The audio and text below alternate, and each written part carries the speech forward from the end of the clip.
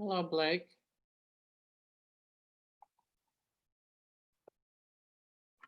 How you doing? Okay. Everything going? You want Everything going okay? You want to try to share? See the Yeah, working? yeah. Just to play it safe. Here we go.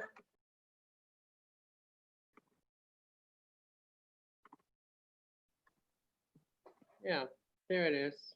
Yeah, working just fine. Yeah, good connectivity here, so looks like everything will work fine. But I don't see my waiting room anymore. Is it full screen right now? Exit your full screen a little.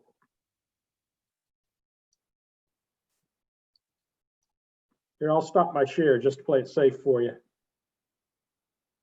You see it? I can see it now. How will I do that during the? My guess is that you have to be in a, I think what we should do, you have to be in a non-full screen mode, and when we share, we're going to be full screen. So what'll happen, I think, is when you're ready to go, I will then share for the first time rather than share as we get ready.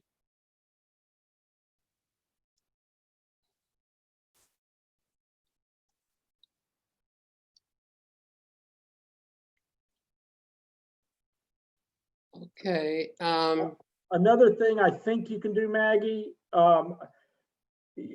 not certain with respect to how the room was set up, but if you put your cursor up in the near the right hand corner and change your view from speaker view to gallery view, I believe that when I share screen, you should be able to see it. Let me try. On gallery view now. You are on gallery view now, so try speaker view and see if that flips it.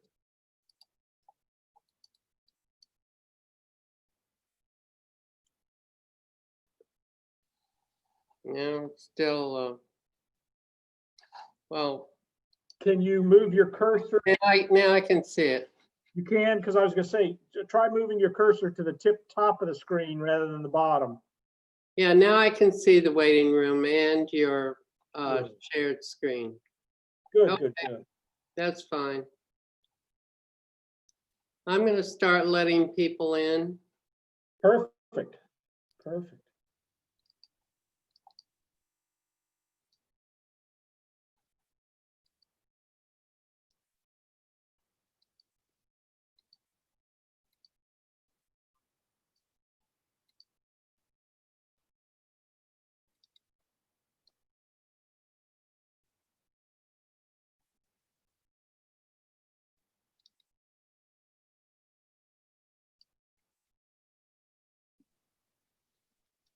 We usually wait a little bit past 7:30.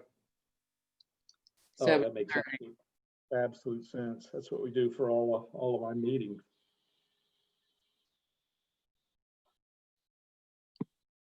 I'm living on Zoom these days. I was supposed to retire from the firm last year. They asked me to remain another year, and now they're asking me for one more year. To stay? Yeah, I don't know. I've been talking to Janice. Have you sold your house yet? Yeah, well, we're in contract. In contract. So hopefully COVID won't bring that to a screeching halt. Do you have a place in North Carolina? Oh yeah, we've had one for a while. We sure have. Yeah, just to relax.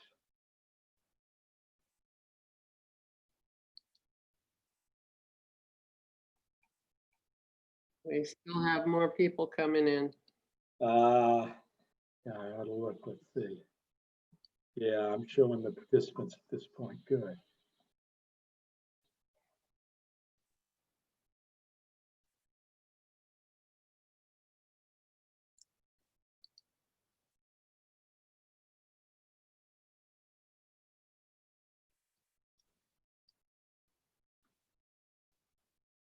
We'll wait a few more minutes. Oh, I'm fine. However you guys want to Proceed is fine. I know of a few more who are supposed to be here, so I'm waiting. Oh, good. I've been moving everything down to North Carolina to write a I've started on it already and got quite a bit of it done, but a multi-volume history of the town. Oh my God. So, oh,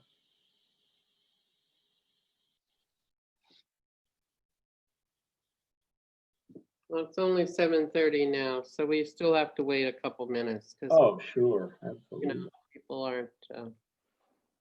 I'm just going to introduce you as the historian Perfect. town of Pelham, and then you're going to tell us that you've written a book on the ghost of Pelham Great. and when it's actually going to be for sale. Yep, I'll do that. And you're also going to tell us what else you want to do about, this other book that you're writing, Oh, that sounds good. and that you're going to be moving. Yeah, that's coming sooner or later. Uh, and one of my questions is, will we still have the blog, the historic Pelham blog? It won't Yeah. fade away, will it? It'll still be. Oh, no, it'll stay there. So we've got both the archive of the original website and then all of the thousands of articles remain permanent up there. Okay. In fact, we've gone over 1 million page views now. So you have to explain all that. All right. It can't just all go away. That's right. That's right. Too much work. And people keep asking me about the Pelham Weekly. You've got some books and stuff there, but I don't know what else you have with the Pelham Weekly. Yeah, in fact, I just made sure that I had 2 hard copies that I'd been using for research, 2 of the bound volumes I've been using for research. Janice took those down last week while I was in North Carolina and had them put, she worked with Ruth Ann to get them put back in the office.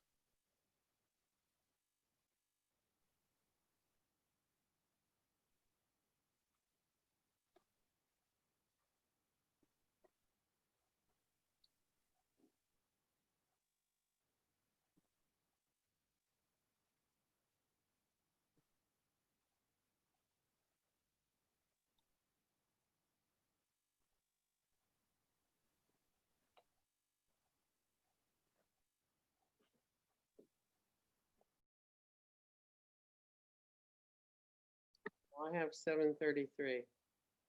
I'm going to give them till 7:35. Perfect. That sounds good.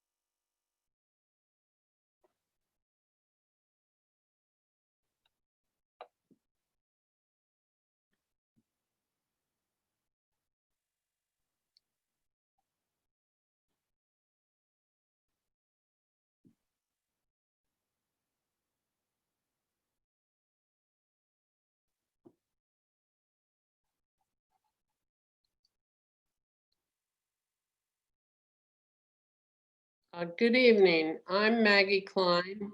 I'd like to welcome you to the Manor Club Zoom meeting tonight.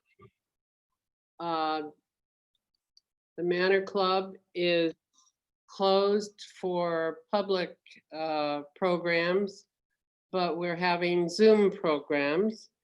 And the Manor Club is open to membership of male and females.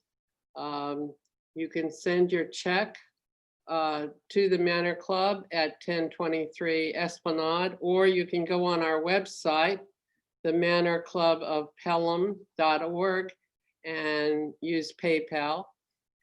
We welcome members. We have to keep the building heated. We do have a renter as well that's helping support us. And we appreciate all the support we can get. Our website is www.themanorclubofpelham.org. Tonight, our Zoom program will feature Pelham's historian, Blake Bell.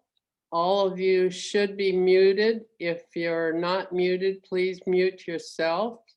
That way the program can continue without interruption of dogs barking or anything else that might interrupt us. But during the program and after the presentation, you're free to ask questions via chat. And I will, as moderator, read the questions to Mr. Bell. And this is Halloween week, so this is a very special time to have a presentation on the haunted history of Pelham. Over to you, Blake. Oh, thank you, Maggie. Good evening, everybody. Happy Halloween week. I had the pleasure of putting together a book on the haunted history of Pelham, New York, and finished it off at the end of the year last year, submitted it for publication, and made the mistake of asking for some editorial services, which means that COVID had delayed that. And it's about 2 to 3 months, I think, away from actual publication at this point. The manuscript was completed in December. I've continued doing the research nonetheless afterwards, and have learned a good bit more and enjoyed it very much. But tonight, I'm really going to talk to you a little bit about a few of the stories in the book, give you a broader sense as to some of the things that I learned during research for the book. I will be, at some point, when I do finish a retirement with a firm. I was supposed to retire from my firm last year, and they asked me to stay an extra year. I did, and now we're talking again about next year. But my game plan is to retire, and I certainly will always have the Historic Pelham website archived and available, and all of the 5,000 or so articles on the Historic Pelham blog will always be available. I'm also already writing a multi-volume history of Pelham, which will take me quite some time to complete, but I've been working on it extensively already. But tonight, if I just want to say, if you think that quarantining during this pandemic is scary, kind of imagine quarantining in your Pelham home with ghosts. Indeed, on May 14th, 2020, the New York Times published a story entitled "Quarantining with a Ghost? It's Scary." And that article stated, I'm quoting, "For some who believe they are locked down with spectral roommates, the pandemic has been less isolating than they've bargained for." It may be difficult to imagine, but quite a few Pelhamites have been quarantining with ghosts for the last few months. I collected for the book about 3 dozen of the best Pelham ghost stories, and in fact have entitled it "A Haunted History of Pelham, New York," because most of the ghost stories associated with Pelham are also associated with actual events, including historic events, so that the stories themselves have a lot more meaning when placed against the context of the events that prompted them or that inspired them, in effect. Many of these stories have been passed from generation to generation in Pelham and have been inspired by these historic events. In fact, Pelham's ancient history provides a fascinating backdrop for most of these ghost stories. And one classic example is the story of the ghost of Anne Hutchinson, which is said to haunt one ancient home here in Pelham. Now, Anne Hutchinson was massacred in Pelham in an area that once was part of Pelham in 1643. And it's believed that a home in Pelham, which I'll talk about a little later, is haunted by her ghost. Now, three of the area's most historic structures also are considered to be three of the most haunted places in Pelham.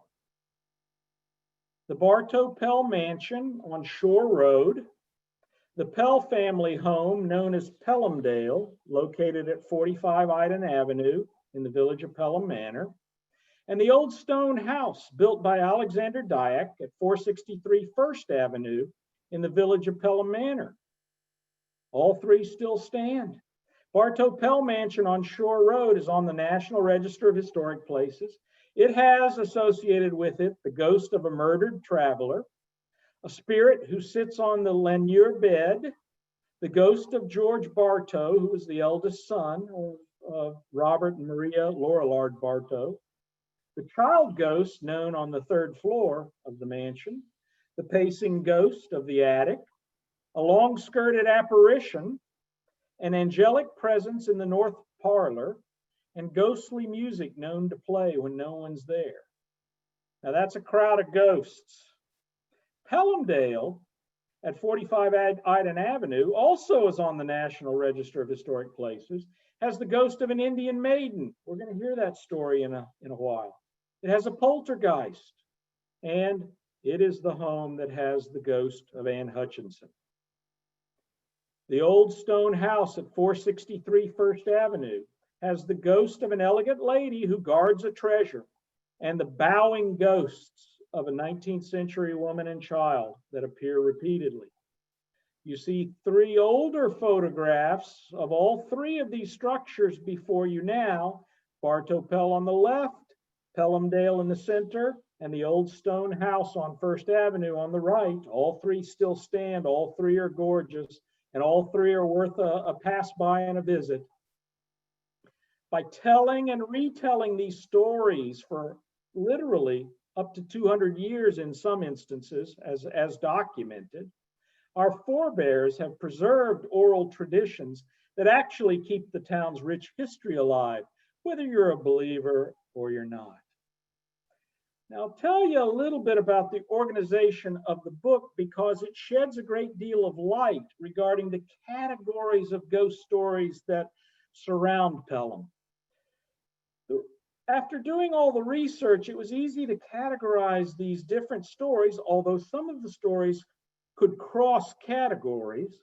It was easy to lump them into 9 big categories.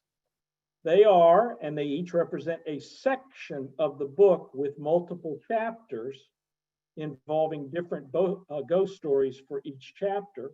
They involve Native American hauntings, Revolutionary War specters, ghostly treasure guards, phantom ships off Pelham shores, ghosts of the murdered and the insane, wailing ghosts of Pelham, Pelham poltergeists, haunted houses and ghosts of Pelham mansions, and finally, quirky apparitions and shadow ghosts of Pelham.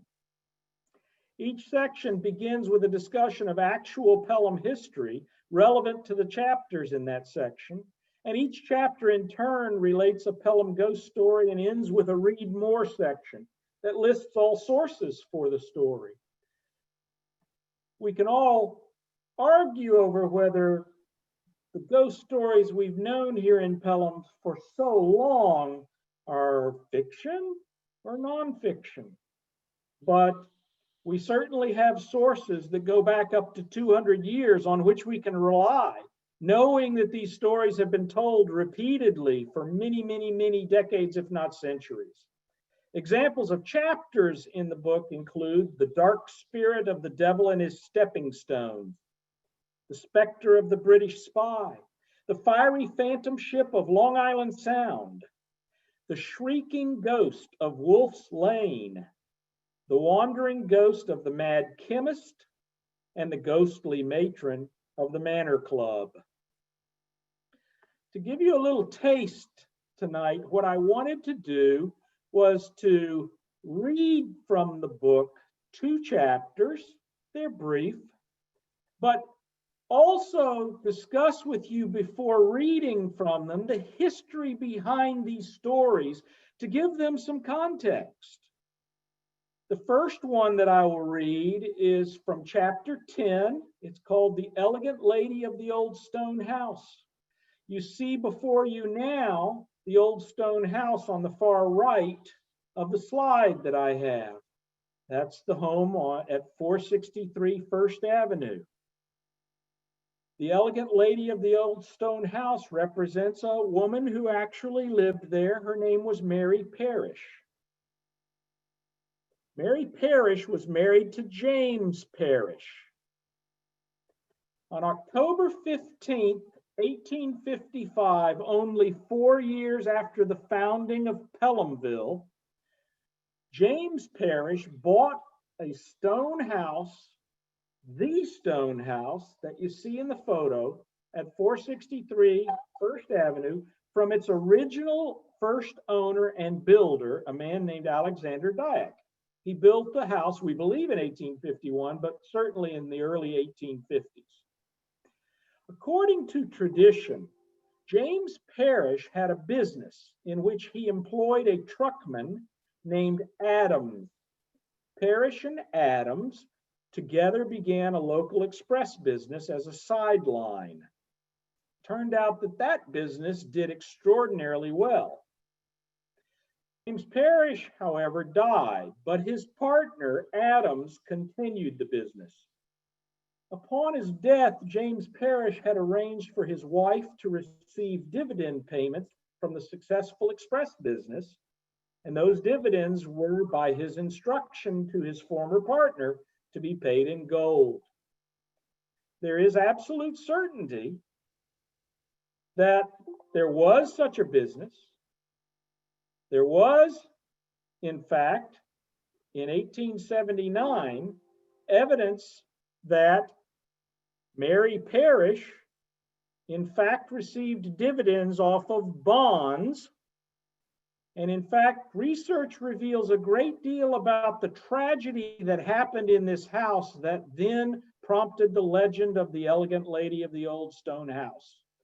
As documented by many witnesses and a host of newspaper accounts published in 1879, a terrible tragedy occurred at that home, the home of the widow Mary Parrish. She was subjected to a terrible home invasion by robbers who were searching for her gold and any securities and bonds she might have had for the express company that her husband had founded. From that terrible event in Pelham history has sprung the story of the Elegant Lady of the Old Stone House. So I will start now. I'm going to change screens and stop my share, and I'm going to read chapter 10. It's a quick read.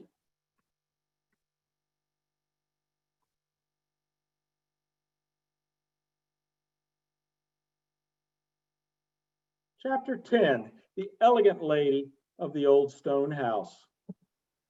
Splintering wood and a massive crash startled the old woman awake in her bed on the first floor of her old stone house on that warm summer night in 1879. Groggy from sleep in the middle of the night, the widow Mary Parrish, her senses sharpened abruptly as she realized someone had smashed open the door of her home, the home in which she lived alone. The 70-year-old widow was terrified. Even though 28 years had passed since the tiny little settlement of Pelhamville had been founded in 1851, there had been little development in the area. Her old stone house sat forlornly on First Avenue. Her nearest neighbor was nearly 100 yards away and likely sound asleep at 1 o'clock in the morning. She knew her screams would not be heard by anyone who could help. Feeling utterly alone, the widow next heard prying at her bedroom door. The door burst open, and a strange man wearing a mask stood before her. He held up one hand in a gesture of stop and whispered hoarsely, quote, "Now keep quiet, old lady. Don't be afraid. We're not going to hurt you as long as you don't give no alarm." The masked man stepped into the room, followed by two other masked strangers. The three burglars addressed each other as 1, 2, and 3 as they moved about the room, emptying drawers and rifling through the wardrobe. Finding nothing of value, the robbers commanded Mrs. Parrish to get out of bed. She did. The men then used knives to rip her feather bed mattress to shreds, searching unsuccessfully for hidden treasures. One of the men found an unlocked satchel and ripped it open with a knife rather than unlatching it. Inside was $100 that the man pocketed. The men then moved to the dining room where they took up the carpet, ripped drawers out of the buffet, and ransacked closets, all to no avail. One of the masked men shouted at the woman, "Where are the bonds? Where are the bonds?" Mrs. Parrish repeatedly denied having bonds or any other securities in the house. According to a news account of the robbery published a few days later, the following next occurred, quote, "Have you a Bible?" they then asked her. "Yes," was her response. "Then get it," said the leader. The Bible was produced, and the villains administered to her in the very words of the court form an oath to the effect that in declaring she had no convertible securities, she told the truth, the whole truth, and nothing but the truth. She could not be shaken in her denial. The robbers, evidently much disappointed, led her back to the bedroom. Here, they laid her upon the bed and tied her limbs to the bedposts, just as Chastine Cox did those of Mrs. Hull.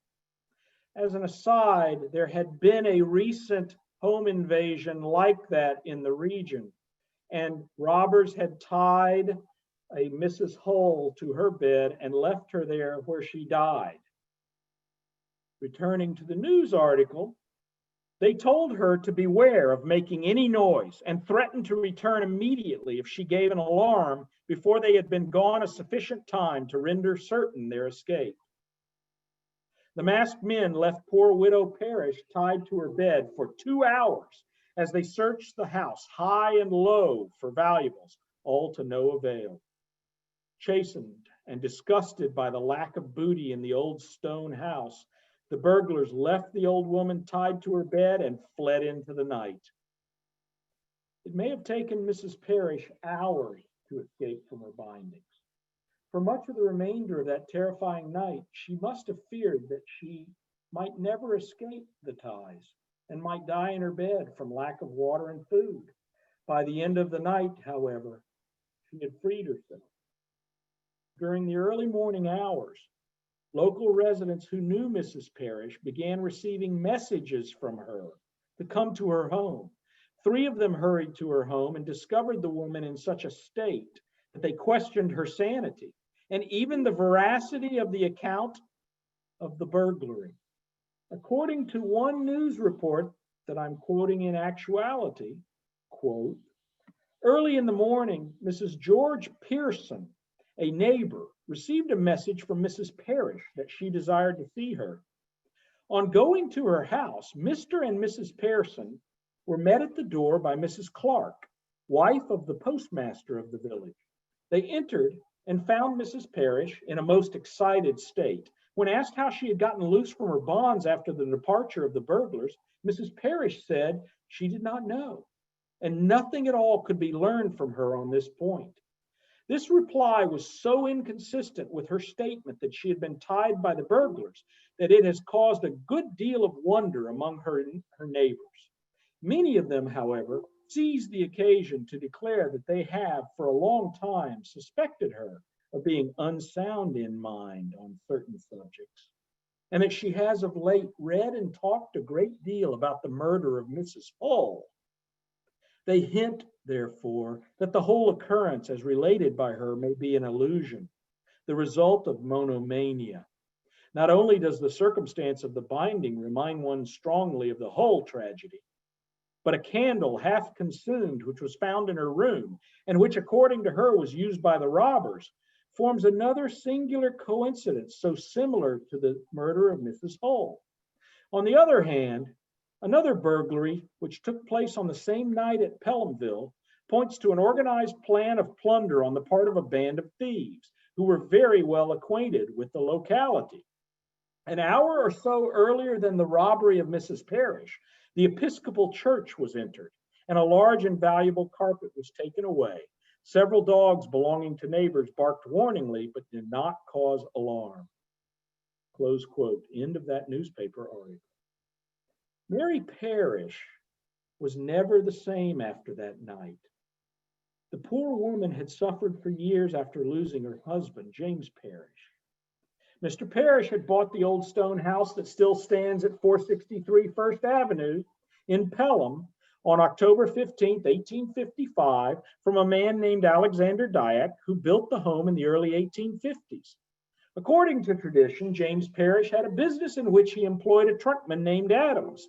Parrish and Adams reportedly began a local express business as a sideline. The business did very, very well. When James Parrish died, his widow, Mary Parrish, grieved his death for years. Her departed husband, however, ensured that after his death, Mrs. Parrish received dividend payments from the successful express business paid in gold. News accounts published shortly after the home invasion at Mrs. Parrish's old stone house on First Avenue clearly indicate that the widow did indeed own securities in the express firm of Adams Express. According to one account that appeared in the July 18, 1879 issue of the Chronicle, published in Mount Vernon, quote, "The victim of the crime is Mrs. Mary Parrish, a widow about 70 years old who lives entirely alone in a stone house and is reputed to be the possessor of a considerable sum of ready money. Quite recently, she had at least $600 in her purse. Whether this was still in her possession at the time of the burglary cannot be ascertained. It is known that she had a large amount of Adams Express stock." Now, after the incident that frightened Mary Parrish so terribly on that night in 1879, she began hiding the gold she received as dividends from the express business somewhere on the property of the old stone house. From that day forward, Widow Parrish was not known to spend, only to save, and to keep to herself with her doors and windows locked, and some said barricaded. During the remainder of her life, the neighborhood rarely saw the widow Parrish. Occasionally, she was seen in the windows of her home dressed elegantly in beautiful but older clothes that had grown out of style. She typically could be seen peeling back otherwise drawn curtains to peer from windows. Indeed, according to tradition, whether she was robbed or not that fateful night, Mrs. Parrish never truly recovered her mind thereafter. She lived in constant terror that masked burglars would return. She hoarded her gold and hid it on the grounds of the old stone house. The old woman constantly peered from her windows, searching for any threat to her gold. Upon the death of Mary Parrish, Pelham tongues began wagging. Many said that the old woman, who never spent any money, had accumulated more than $1 million in gold in her latter years. With gold valued at about $18.94 an ounce in those years, that would be about 52,798 ounces, almost 3,300 pounds of gold. Today, with gold trading at about $1,904 an ounce, Mrs. Parrish's gold would be worth more than $100,527,000. Soon after her death, local residents were shocked to see the elegantly dressed Mary Parrish in broad daylight, peering from windows of the old stone house. Residents of the home over the last 125 years repeatedly have reported that the ghost of Mrs. Parrish can be seen within the home going about its business of guarding its gold, once again, even in broad daylight. In his seminal history of the town of Pelham, published in 1946, Lockwood Barr wrote extensively of the ghost of Mrs. Parrish. He wrote, in part, quote, "It is said that $1 million in gold is hidden in the house or buried in the gardens. Search has been made of the house and grounds excavated, but without result. However, underneath a hearthstone in the basement kitchen, 100 small coins of early date were found by one of the owners, but no pot of gold. It is tradition among the old timers that the house is haunted by the ghost of a beautiful lady who appears in broad daylight dressed in the height of fashions in the 1850s. Edward Everett Horton of cinema fame is a descendant of one of the Dyack family who built the home. And some years ago, he visited the home of his ancestors. The owner, who had seen the beautiful lady, related her story, describing in detail her costume and its color, whereupon Horton told her that the description fitted exactly a daguerreotype of one of his great-grandmothers, close quote. In addition to coins beneath a hearthstone in the basement kitchen, one owner found a silver comb and a gold ring while digging in a garden of the home. Some claim that even today, the ghost of Mary Parrish may be seen peering from windows of the old stone house during the day. If you happen to pass the home, look carefully. Even if you don't see an elegantly dressed spirit peering from a window, you certainly will see a gorgeous stone house that was among the first few built in Pelhamville in the early 1850s. If you visit, you'll be glad you did. Now that's one example of a story that is based on things that actually happened and grew to the structure of a legend, and the ghost of the elegant lady has now for many, many decades been a part of the lore of Pelham. To give one more example before taking questions of an incident that has grown into a wonderful legend and a ghost story of Pelham is one based on the Battle of Pelham during the Revolutionary War. There are a host of ghost stories related to the story of the Battle of Pelham. The Battle of Pelham was fought on October 18, 1776. Without going into extreme detail, the British landed on what we think of today as Rodman's Neck, marched across that neck, up that neck to the mainland, in effect, entered the area of the Split Rock Golf Course via a road that once crossed across the top, right by the front door of the clubhouse, and continued, and still can be seen, beneath the railroad tracks, and then onto the grounds of the golf course and continued past Split Rock. And then that roadway, Split Rock Road, continued across what we know today as I-95 and ended against Boston Post Road, okay, what we call today, but did not exist at that time, Boston Post Road. There was at that time an old Boston Post Road that we know today as Colonial Avenue, but this Split Rock Road moved to the area we know as Boston Post Road today, and then joined that roadway that we today call Wolf's Lane. The British troops marched, and as they marched up that, on the area of Split Rock Golf Course, met a small group of Americans, about 450 of the 750 Americans that were commanded by a single colonel who at the time was responsible for those men, and his name was Colonel John Glover.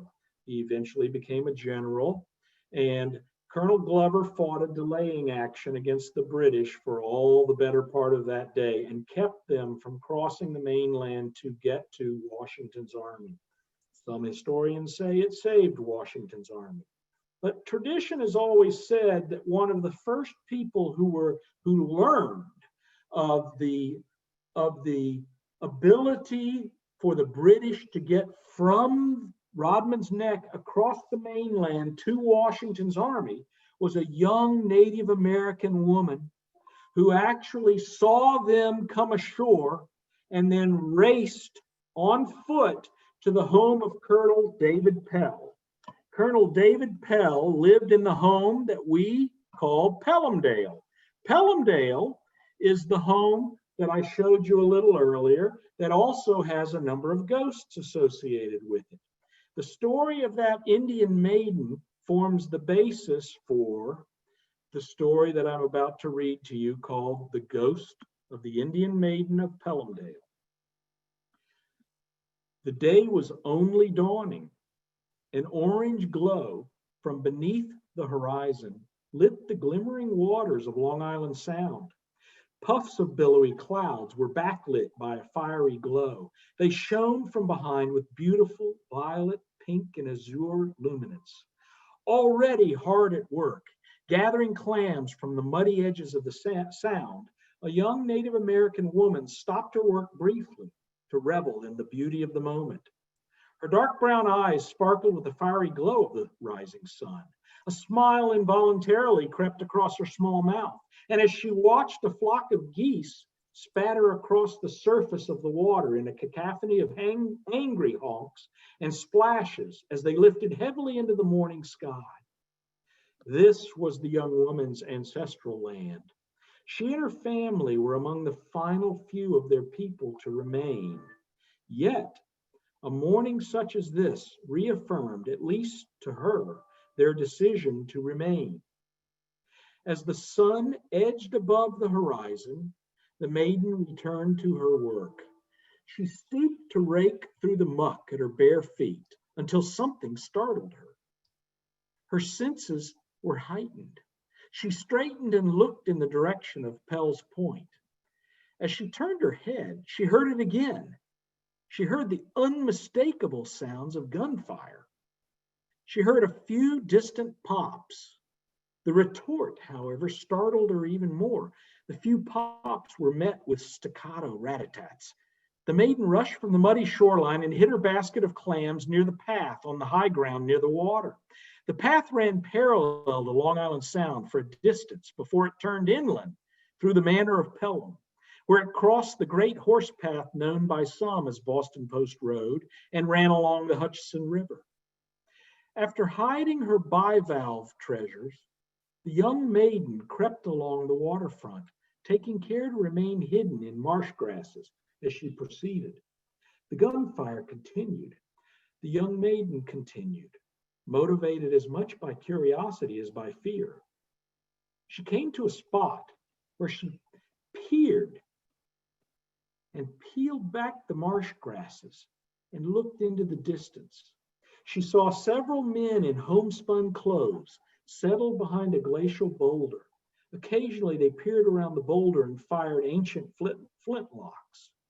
She could smell the pungent smoke of burning powder. She could feel the rough stems of the marsh grass scrape her face as the willows waved in the light breeze. She could hear distant shouts and commands. Soon she could make out a most frightening sight. Thousands of men in red coats, carrying rifles with bayonets. Leaders were shouting commands. Redcoats dropped to their knees, lifted their rifles, and fired at the handful of men behind the boulder. Behind the men in the redcoats, she could see a forest of ship masts bobbing in the waters of the bay behind Pell's Point. Though she knew something terrible was about to sweep across the land, she did not know that the Battle of Pelham, fought on October 18, 1776, was about to begin. Involuntarily, tears welled in the young maiden's eyes. She watched as the men in homespun clothes began to break away from the boulder and run, hunkered over, to retreat from the wave of redcoats advancing on them. Each running man fumbled with his flintlock as he ran. Occasionally, each turned, dropped to a knee, lifted his musket, and fired at the advancing redcoats before standing and running, almost stooped, to retreat further and repeat the process. The redcoats were ferocious, menacing, and advancing. The young Indian maiden realized that the troops were advancing toward the path that led to the great horse path and past the home of Mr. Pell. She wiped her eyes. Crouching, she began to backtrack through the marsh grasses adjacent to Long Island Sound. Her feet were still bare from clam digging, but that mattered none. She raced along the marsh to get back to the path parallel to the shore. There she scrambled out of the vegetation and began to run. The maiden's bare feet pounded along the path. Her heart pounded in her breast. She could feel the pounding of her heart in her temples and heard her own heavy breathing as she ran. Occasionally, her flying feet stepped on a pebble or a dirt clod. The pain did not slow her at all. She ran as fast as she could as the narrow little footpath turned away from Long Island Sound and became a wider path that headed inland. The gunfire behind her seemed to have stopped, or at least paused. That mattered none. She had to get to Mr. Pell's house. She never slowed. Her bare feet pounded the path, occasionally frightening grouse and quails from the vegetation adjacent to the path, sending the terrified birds fluttering and flapping into the sky. Still, she ran. As she ran, she heard the gunfire begin again in the distance. This time it seemed more sustained. This time there were no pauses. The sustained gunfire seemed to energize the young woman. She ran even harder, listening to her own feet pound the path and raise puffs of dust behind her. Soon the path swung, and it swung along the little river local folks called the Hutchinson's River. The young woman could see in the distance the beautiful little farmhouse that stood where the path along which she ran crossed the great horse path called Boston Post Road. The farmhouse was the home of Colonel David Jones Pell and his family. It was known to local folks as Pelhamdale. It looked out over Old Boston Post Road and a valley down toward the Hutchinson River. The maiden did not even know Mr. Pell's full name, nor did she know that he was an American patriot. She only knew that he and his family were kind to her and to her family. Indeed, her family had passed to her stories of how Mr. Pell's ancestors had allowed them to plant corn on their land, known as Pell's Point, and had allowed them to store their canoes there during something called Prince Philip's War, when local settlers fought with Native Americans to the north. She knew that Mr. Pell and his family provided corn and kindness during particularly brutal winters and allowed them to drink freely from the family's well at any time. Breathless, the maiden reached the doorway of Mr. Pell's home. Her heart pounded. Her feet were bruised and bleeding. She was wild-eyed and wet with sweat. Adrenaline pumped through her veins. She used all that was left of her strength to pound on the farmhouse door. She pounded and pounded, even slapping her palms against the rough wood to awaken the family. David Pell threw open the door, still pulling on a rough linen blouse. When he did, the young maiden crumpled to the ground and fell through the doorway onto the floor of the farmhouse. The young forerunner to famed rider Paul Revere used David Pell's leg to pull herself up, enough to warn breathlessly, "Men in red coats with guns are coming, many, many red coats." She then collapsed at Pell's feet. Pell's family gathered behind him as he finished fumbling with the buttons of his blouse. He leaned down and gingerly placed his hand beneath one of the young maiden's cheeks. He lifted her tired head slightly and looked into her brown eyes, saying only "thank you," before stepping over her and leaving her to the care of his family. He set off in a boat on the Hutchinson River. He rowed upriver as fast and as hard as he could to the village of Eastchester to warn American troops there that the British had landed and were marching up Split Rock Road toward the old Boston Post Road, today's Colonial Avenue, in a likely bid to overwhelm George Washington and his Continental Army retreating from Harlem Heights toward White Plains. History may record that American patriot and Revolutionary War hero Colonel John Glover of the Marblehead Mariners was the first American officer to observe British and German troops disembarking from their ships with a spyglass from a hill near present-day Memorial Field in Mount Vernon, and that he hurried his troop of soldiers forward for a deceptive attack from behind the many stone walls that dotted the manor of Pelham along countryside along Split Rock Road. Tradition, however, says that a beautiful young Native American woman ran barefoot for miles along a simple dirt path to provide the earliest warning of the British invasion that day. Are we to believe history or tradition? Well, if the spirit world is any indication, maybe we should believe tradition. Once the Revolutionary War ended, little was left of the manor of Pelham. Homes and outbuildings had been looted and destroyed by the warring armies. The countryside was barren. Farmland had returned to native state. The land was devoid of trees, all cut to provide firewood for the warring armies and for the many, many Tories who had been relegated to Manhattan for their own protection during the war. Yet a few homes had survived. One of those homes was the little farmhouse of Colonel David Jones Pell. The home was ravaged. Its walls were pockmarked with bullet holes and even artillery shrapnel. Of course, not a pane of glass remained in its windows. Its furnishings were long gone. A number of its outbuildings were gone, torn down by redcoats looking for firewood. Yet, the solid guts of the old home remained. Colonel Pell quickly rebuilt the farmhouse and settled there again with his family. After the war, Colonel Pell and his family searched for the young maiden who had warned them of the redcoats more than a decade before.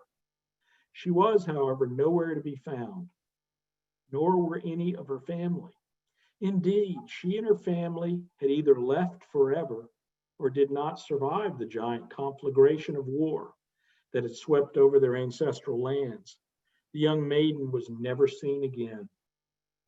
That is not to say, however, that she was never heard again. Soon after David Pell and his family returned to their home, known today as Pelhamdale, and located at 45 Iden Avenue, they experienced odd incidents. In the wee hours of the morning, when they walked the paths and roads near the home that later became Split Rock Road and Wolf's Lane and Colonial Avenue, they heard strange sounds. Heavy footfalls seemed to pound along the roadways when no one was present. Sometimes those heavy footfalls were accompanied by sounds of heavy breathing. Others heard the sounds as well. Indeed, many reported that along the entirety of Split Rock Road and Wolf's Lane, all the way to Colonial Avenue, such sounds would begin in the distance, approach closer, and then disappear ahead as the footfalls and heavy breathing passed. In early years, while the paths and roadways were still dirt and unpaved, some reported that the sounds were accompanied by puffs of dust scattering into the breeze from the road surface as an unseen presence raced by. Even today, if you stand in the perfect spot at precisely the right time in the wee hours of the morning each October 18, and you listen very carefully, you might hear frantic footfalls and labored breathing as an unseen presence passes you. Unless the howl of October winds masks the sound, you likely will hear those footfalls receding faintly in the direction of the lovely home known as Pelhamdale. That is the second of two stories that tell us a lot about the history of Pelham. It's the importance of the role that the region of Pelham played during the Revolutionary War, and the legend and story, apocryphal or not, of the young Native American who purportedly provided the warning to Colonel David Jones Pell, who once owned Pelhamdale, that the British were coming. So Maggie, if there are questions, I'm happy to do my best. I have an old and fading memory, but I'll do my best. Well, I do have a question. First off, how will we know when your book is available? I'll make sure I make an announcement, both through the Pelham Examiner and the Facebook pages and the like. As soon as I've got my hands on it, I'll make sure everyone knows.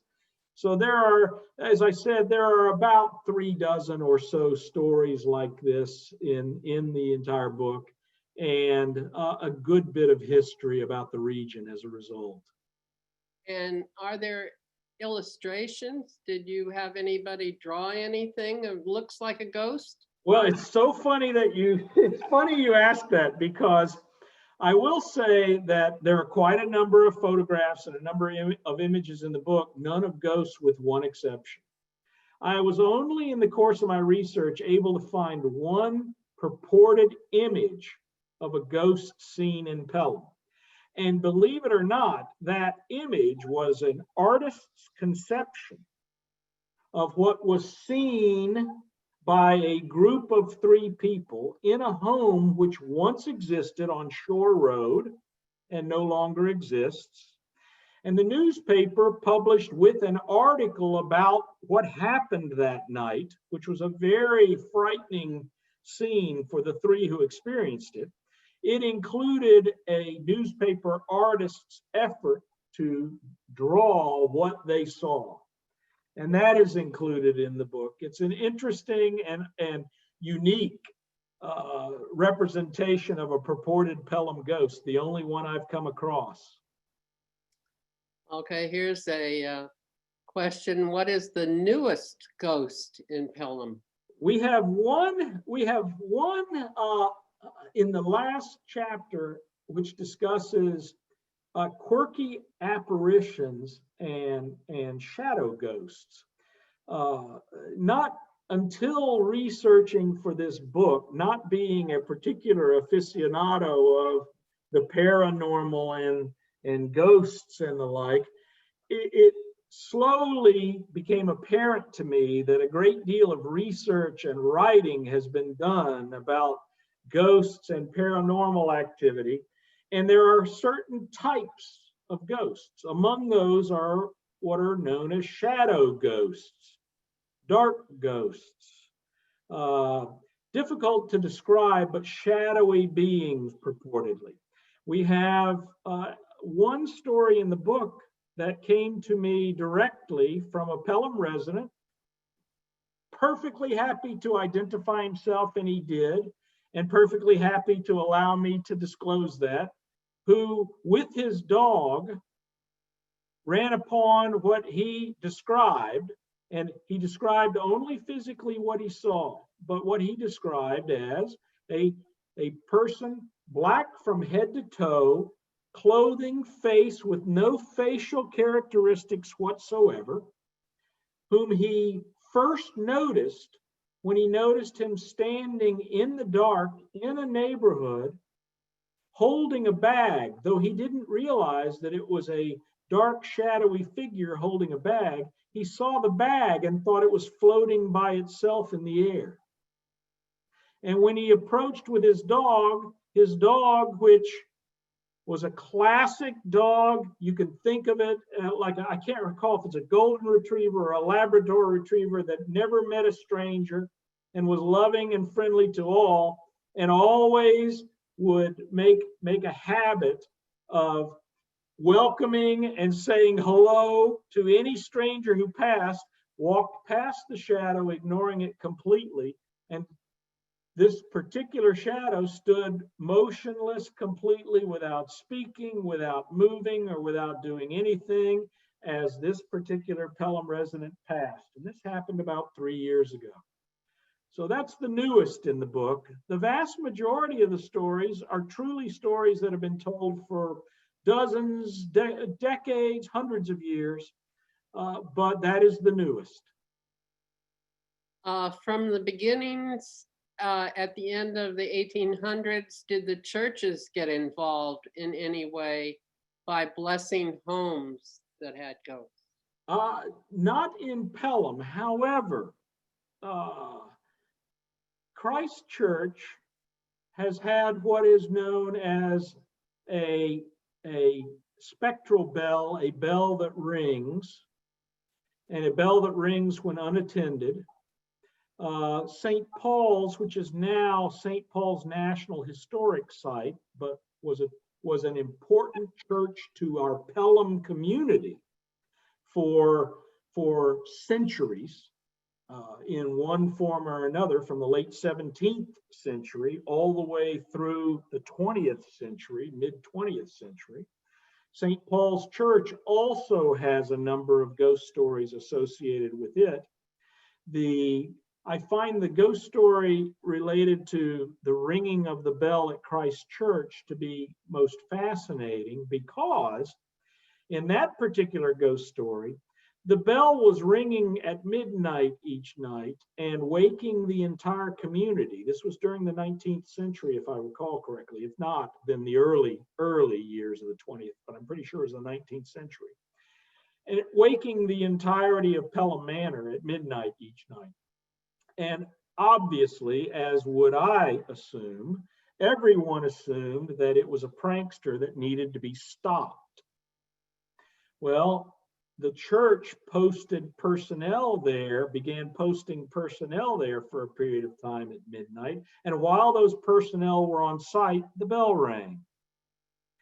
And it gets more interesting because they still assumed that a prankster was at work and that the bell was being rung in some fashion that they did not understand. And therefore, they used wood to secure the area and make it inaccessible. And after doing that, the bell rung. And since then, it has been passed from generation to generation as an interesting story of a whispering bell, a bell that rings, a bell that rings unattended. And again, there have been stories associated with the churches in Pelham, but none of the Pelham churches that we've seen in the history, at least, were engaged in activities to bless or otherwise take steps because there were ghosts present. All right, we have, I totally believe all this. I encountered an apparition about 40 years ago in my house in Pelham. This is an old town, and there may be many stories like this. We need to have a post-COVID walking tour of haunted Pelham. And there are many, many places in Pelham, I can say that. And as you might guess, because so many of these Pelham apparitions and spirits and ghosts are associated with historical events and historic places and the like, for much of Pelham's history, it was associated really, and the weight of the population existed in the region of City Island, which was once part of the town of Pelham, and along Shore Road on the mainland. And so many of the stories relate to things that happened and spirits that were seen up and down Shore Road and in homes along Shore Road and out even onto Rodman's Neck, which once was called Pell's Point. And it's fascinating to me that you're not the only one who's seen apparitions in your house. There are quite a few homes in Pelham where such apparitions have been seen. The stories on which I base chapters of the book relate to stories that involve eyewitness accounts of people who saw ghosts in the Priory, for example, a famous Pelham home that's also on the National Register of Historic Places. Just by way of one example, there are stories about there once was a Civil War prisoner of war camp on an island that was inside the town limits of Pelham and belonged to the town of Pelham, that you now think of as the place for pauper burials for New York City nowadays, Hart Island. Some say Hart's Island. And there once was a prisoner of war camp there. They held rebel prisoners at the close of the Civil War in that rebel camp, in that rebel prisoner of war camp. Purely coincidentally, my wife has a great-great-great-grandfather who died. The camp was brutal and its conditions were brutal, and you know, the South had its terrible prisoner of war camps just like the North did, and many of the prisoners died, and there are plenty of ghost stories associated with those rebels and with Hart Island, in addition to the role Hart Island plays today in terms of a pauper burial site for the city of New York. So homes all over Pelham have had apparitions and specters and the like. Some of you have heard me say this before. In there is a paranormal magazine called Fate, F-A-T-E.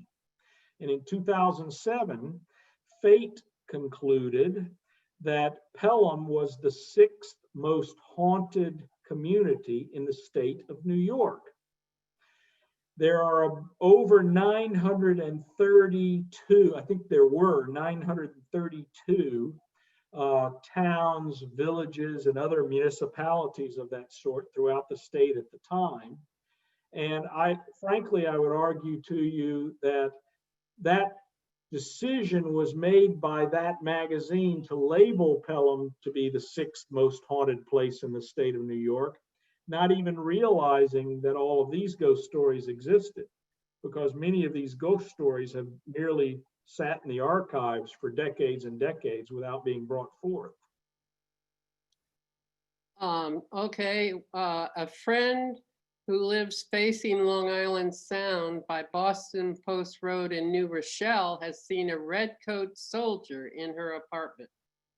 That's fascinating, because quite a few of the stories and several chapters in this book relate to British spies that were hung during the Revolutionary War and who purport to return and haunt the area.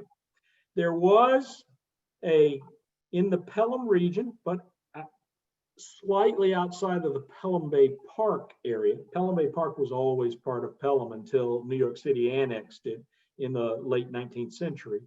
But there was an oak tree called the Spy Oak. And the Spy Oak had one gigantic branch that extended out over the roadway. And that gigantic branch was pointed to for decades and decades after the Revolutionary War as the branch from which 7 different British spies had been hung. And there are a host of stories about British spies in their coats, some in overcoats used by officers, some in red coats, more akin to what you would expect for the enlisted personnel, but a host of ghost stories about British spies, British soldiers, and redcoats returning to haunt. There's a very, very poignant story, a very Victorian, emotional story of one young soldier who was caught out of uniform and was brought forward to the Spy Oak and begged to be allowed to write a last letter to a loved one, and sat down at the Spy Oak to write that letter right before being hung by the American troops. Some say it was not the American troops, but the American irregulars who were purporting to fight on behalf of the American cause, but were just as bloodthirsty as the British irregulars in the neutral ground where Pelham was between the two warring armies. And this young man, almost a boy, wrote his letter, and according to the story, was hung from the branches of the Spy Oak, and can still be seen with paper, or as they say, foolscap and pen in hand, as a ghost, wandering around looking for the tree to sit beneath it and write his last letter. So the stories abound of soldiers prowling the woods, scaring youngsters, scaring people, and appearing out of nowhere. Have there been any seances in the haunted buildings where there are ghosts? Oh, well, the Manor Club is probably the closest, not a seance, but to actually have someone come in and to do an assessment. And in fact, some of what was learned at the time was fascinating. They without using any names, I will say that they approached one particular person who was known for doing this kind of work. And without disclosing too much, that one person, in effect, came in, at the time believed that there was too much going on and that it was a little too overwhelming and that she would not be able to conduct a session. And the Manor Club had to go to a second practitioner to get them to come in and to lead a tour and to try to communicate with those within the Manor Club. And there are a number of stories. There's one famous one that many believe to be a very, very, very prominent president of the club from the teens and the 1920s as being a spirit represented within the Manor Club. But that is the only time that I am aware of. It's possible that Bartow Pell Mansion has done it, and I just haven't been aware of it, to be frank. Okay, as a real estate broker, I once had a customer who was worried that Dr. Flake's old Victorian on Esplanade was haunted. He insisted on spending a night in the house with his dog before signing the contract. The dog had a very restless night and the buyer backed out. Do dogs have a paranormal sixth sense? It's funny because in reality, that is something that if you are trying to figure out which category a particular incident fits into and you're doing research and you're starting to see that people out there are studying and working on paranormal activities, there's often this concept that animals do have that sixth sense. That home, I believe, I hope I've got this right, was called the Boulders, Boulders. Okay, it's a stone home. Okay, and I don't recall well whether there really are glacial boulders there or not in the yard. I don't think so. But it was called, I believe, the Boulders, and was built by a very prominent Pelhamite in the 19th century. And I've been in the interior of the home, which is stunning and quite Victorian. And I can easily see how someone would look at it and say, it wouldn't surprise me. Okay, are there any stories with ghosts that are, the ghosts are men with canes? Men with canes. I cannot think of one being men with canes in Pelham. I don't think so. There are plenty of stories in which spirits purport to be carrying things, but none that I recall that include a cane. All right, and as a final question, I've been asked if this presentation will be recorded, and yes, it is being recorded. Great. And we will have it on the Manor Club website in a few days, and it's going to be listed under media, and then you do the drop down and there'll be TMC videos. And we want to thank you, Blake, very much for joining us in this Halloween week. Thank you. Happy Halloween to all. Happy Halloween. Thank you. We appreciate all the work you've done all these years as a historian for the town of Pelham. Thank you very much. Thanks, guys. Very nice to see you tonight. Thank you. Good night to everyone. Good night.